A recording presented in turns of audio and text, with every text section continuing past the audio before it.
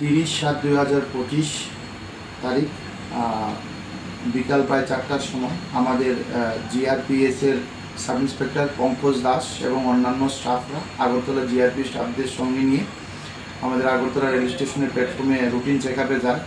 ওই ডিউরিং ওই চেকিংয়ের সময় আমরা দুজন যুবতী, যাদের একজনের নাম বর্ষা দেববর্মা, আরেকজনের নাম সানিয়া দেববর্মা, ওদের উভয়ের বাড়ি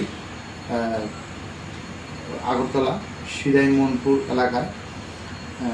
তারপর ওদেরকে আটক করে ওদের যে হ্যান্ডব্যাগ ছিল, ওই হ্যান্ডব্যাগ থেকে আমরা অবৈধ গাঁজা উদ্ধার করি এবং তাদের বিরুদ্ধে একটি জিআরপিএসের মধ্যে একটি এনডিপিএস ধারায় মামলা রুজু করি এবং বর্তমানে তাদের বিরুদ্ধে ইনভেস্টিগেশন চলছে।